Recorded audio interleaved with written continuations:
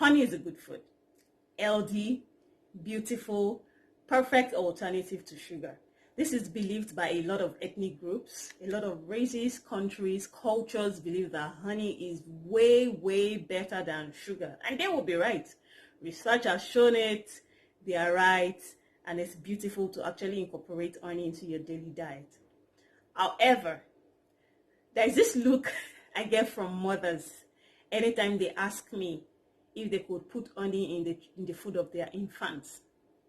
And I give them this look like, no, the same kind of look I give when I see mothers holding feeding bottles. Feeding bottles is another story for another day. I know a lot of parents will not want to listen to that feeding bottle story because truthfully, things are, well, let's leave that story for another day. Let's focus on honey, okay? And so I have this look on my face when I see a mother adding honey to their baby's food, and I'm like, oh, what are you doing? Don't do that, please. So today I'll be explaining why you shouldn't incorporate honey into the food of your less than 1 year old, your infant. I would explain to you why this should be avoided, and that is what we are talking about today. Welcome again to my channel. I am Ayebola Adebowale, your baby's doctor, bringing you beautiful, perfect, reliable information about your child's health and well-being. Thank you so much for joining us. I'll be with you shortly with my honey.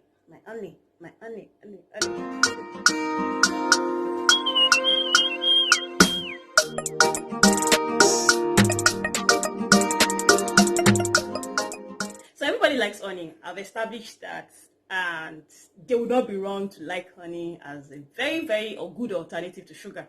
And do you know that honey actually helps in wound healing? Yes, honey has a lot of benefits, a whole lot of benefits. If you go on the internet, you see millions and thousands of benefits of honey. But I want to talk about the use of honey in children less than 1 year. That's your infant. So basically, it is not like honey in itself is bad. It's not like there's something in honey, a structural thing that makes honey bad for your less than 1 year old. Honey becomes a problem when it is contaminated with the spores of the bacterium that we call Clostridium botulinum. Okay, so this bacteria belongs in the same group as tetanus. So they are very evil. They are evil people. Okay, and then it can, these spores can actually grow in the gut of your less than 1 year old. And when they grow and germinate, they can cause real problems to your children. And that is why it should be avoided in children less than 1. For children older than 1, their gut flora and everything is able to fight against the spores of this bacteria. But when they are less than 1, they are actually not able to fight against the spores of this bacteria. So this bacteria will grow and produce a kind of toxin that affects the nervous system. We call them the neurotoxins. They affect the nervous system and your nerves and all that. If you did biology, I think it was compulsory, but biology was quite compulsory in secondary school, I think so. Okay, so it affects the nervous system and it paralyzes the body, paralyzes every part of the body, paralyzes the muscles, so the child will become weak, floppy. You carry your child, the neck is not controlled, the child is irritable, the child is not feeding, and the one that actually is very scary is when the child has respiratory distress or respiratory difficulties. So these are the things that this deadly, creepy crawly can actually do to your child. So it paralyzes your child. Your child is not able to suck or swallow, starts drooling saliva and all that. I mean, these are the things that can, of course, it's rare. It's actually very rare in anybody, but it's more common in infants. And I always say this, even though it is rare, the one that would actually happen, or the child that it will happen to, will not tell you beforehand that mother, this honey you're about to give me would give me botulism.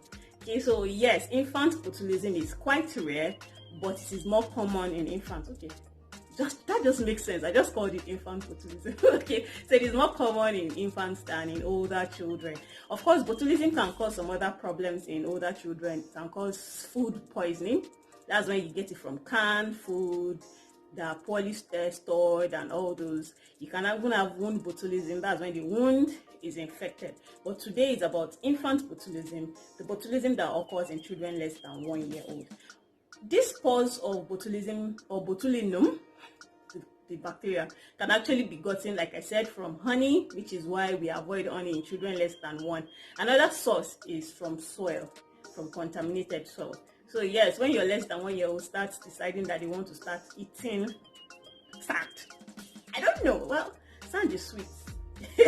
Growing up, I know sand is sweet. Okay, I don't know how we did not get botulism. I think we're just one of the lucky ones. Yeah, you just taste sand, taste it, and it has a very nice, healthy, beautiful taste. Okay, let's leave that. Okay, so botulism is quite a problem with infants less than 1, and it is actually advisable that you shouldn't give your children, that is children less than 1 year old, honey. And the symptoms of botulism will usually start when about 16 to 36 hours after your child has ingested honey. So that will give the bacteria enough time to actually grow in the gut, germinate, and produce the toxins. And like I said, these toxins affect the nervous system and they paralyze the body. The most common sign of botulism, infant botulism, is constipation. So the gut is paralyzed and there is no bowel movement, so the child is not stooling. And then of course, like I said, irritability, the child becomes floppy, starts drooling saliva, the eyes are droopy, and of course the very dreaded one is the respiratory difficulty, and this can quickly lead to respiratory failure. So a child that has symptoms of botulism needs to get to the hospital ASAP, as soon as possible, so that immediate care will be given to such a child. There are some vaccine-like antitoxins that can be given to a child that has botulism. So please, this child that has botulism would benefit from emergency medical care. Even if the antitoxin is not available at the moment, at least they can take over the respiration and help the child survive while they wait for the antitoxin. So this is a very rare, like I said, I keep saying it's rare so that you're not saying, I'll be giving my child honey, I've not seen it. It's quite rare, but that doesn't mean that it does not happen. And like I said, the one that would actually happen will not tell you before time that, hey, I'm going to manifest. It won't tell you. So it's better to avoid honey in children less than 1 year. In the same vein, avoid soil or sand. Avoid your child having access to sand when they are less than 1 year. When they are older than 1 year, yes, their gut flora is developed and they are able to fight off this organism. So please, for now, honey is not the best for your less than 1 year old. If you want to give them something that has sugar, please give them sugar. Put a little sugar. I don't know why people give their children pap without sugar. Can you take pap without sugar? Please don't let us at this point invite our lawyers to take over this case. Because how can you give your child pap without sugar? Is it nice? It's not nice. So please put a little sugar in the pap of your infant, or cereal, or sweetened cereal if you have. But please do not add honey to the food of your infant. That is what this video is about. I'm just here to tell you, not add honey to the food of your infant. It is not good. It is not helpful in those children. When they are older than 1 year old, give them honey. Their gut is able to fight if necessary. Okay, so I believe this information has been helpful to everyone, mothers, fathers, caregivers, about honey and your children. Please try as much as possible to avoid these things, because it's better to be safe than sorry, especially when it comes to children. I always say that children are so fragile. This moment they are perfect, they are playing. The next moment everyone is running helter-skelter. So please, and please, I'm begging, advocating for the children that you should avoid giving them honey when they are less than 1. When they are older than 1, perfect, honey on baby, give them honey. But when they are less than 1, please avoid honey in the diet. So thank you. This video has been helpful. I know. All right, so yes, if this video has been helpful, please click the like button, subscribe, and click the notification bell so that you can get notified anytime I post a video like this, so that you don't get to miss out of any information. And the Bible says that we should love our neighbor as ourselves. So yes, I have loved you by making this video. Please love others by sharing it, and love me by sharing it, so that I can have more people visit this channel and we can grow together. Thank you so much for joining us. I'll see you soon. Remember to follow us on our social media platform at Your Baby's Doctor, and I'm always pleased to answer your questions. So if you have any question about honey, botulism, drop it in the comment section below.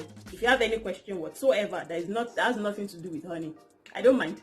Drop in the section below. And of course, if it's a private thing, you can reach me at yourbabysdoctor@gmail.com.